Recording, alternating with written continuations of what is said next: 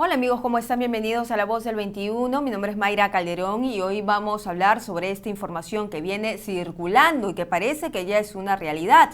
Elian Karp, la ex primera dama y esposa de Alejandro Toledo, ya estaría rumbo a Israel, a Tel Aviv. ¿Y qué es lo que ha pasado? Básicamente esto se ha dado después de que el gobierno de Estados Unidos le haya devuelto el pasaporte. Y ella también está siendo comprendida en las investigaciones. Recordemos que el Ministerio Público peruano emitió hace 2 años una solicitud de extradición en su caso, pero no se podría dar porque ella no era peruana, estaba simplemente como investigada. Entonces, esta situación que le hayan devuelto el pasaporte y que ella esté retornando a Israel, un país donde no extraditan a sus connacionales, da la sensación de que podría haber cierta impunidad o que finalmente no sea o ella no tenga que pagar una pena en nuestro país. Pero bueno, vamos a hablar sobre este tema que es bastante político con Rudecindo Vega, ex ministro de Vivienda de Alejandro Toledo. ¿Cómo está? Bienvenido. Muy buenas tardes, Mayra. Y mira, a ver, primero que nada lo que quisiera decirte es que estos no son temas pues agradables de conversar, ni para el país, ni para la justicia peruana, ni para uno personalmente.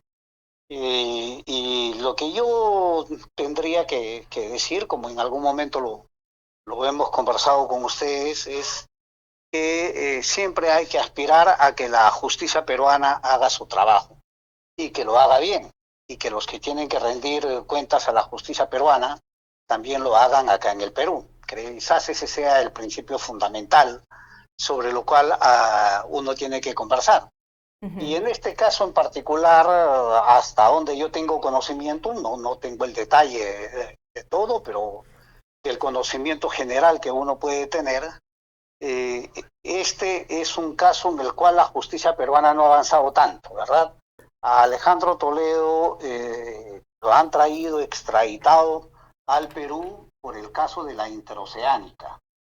Este caso del que estamos hablando tiene que ver con Ecoteva, con el caso Ecoteva. Y en el caso Ecoteva está involucrada también la señora Elian Carp. Entonces, pero ese no está tan avanzado, ese no está en situación ni siquiera de pedido de extradición.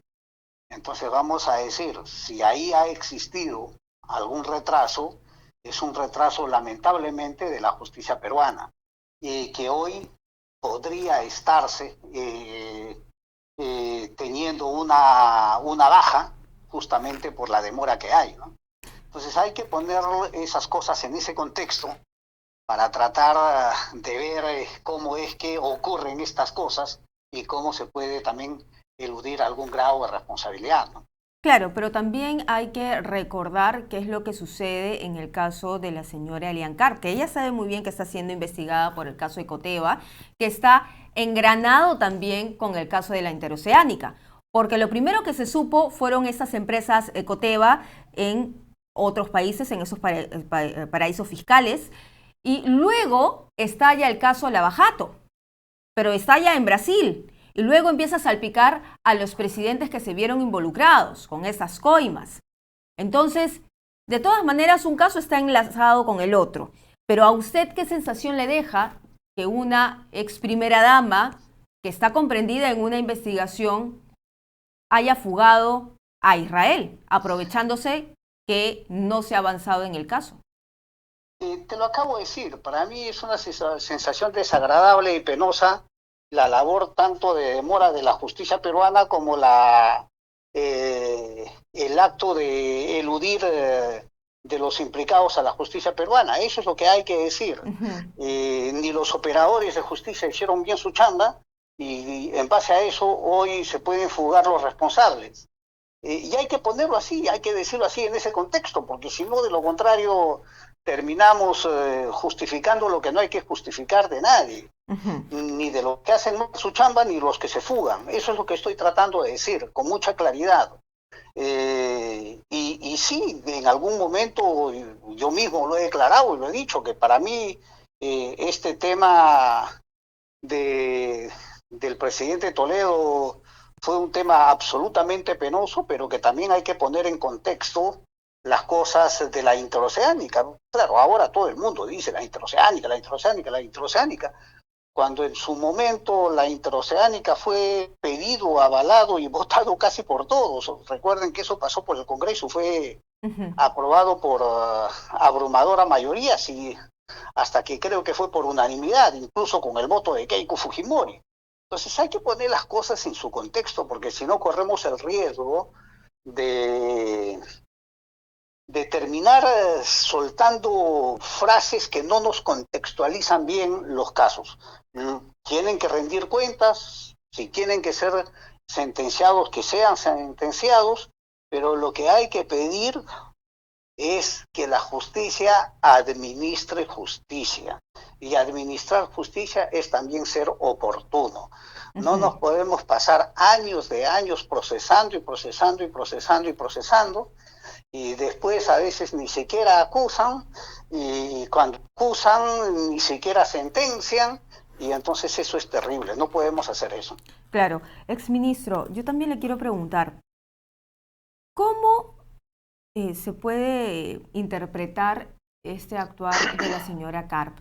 Ella tuvo, y todos lo recordamos, un papel muy activo durante todo el gobierno de su esposo, Alejandro Toledo.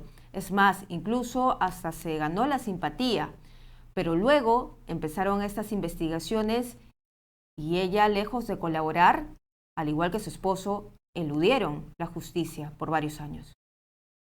Sí, pero yo creo que ahí hay que ser bastante claro, ¿no? En el caso de ella, por lo menos en la época que yo recuerde, cuando yo he estado de ministro, yo nunca a ella le he visto interferir en ningún acto gubernamental.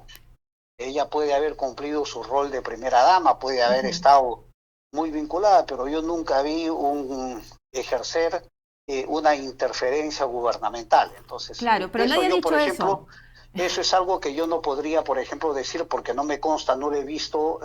Claro, pero la pregunta no va referida tanto a eso, exministro. La pregunta va referida a la decepción que tuvo la gente ahora, o que tiene la gente ahora, porque en algún momento confiaron también en la primera dama.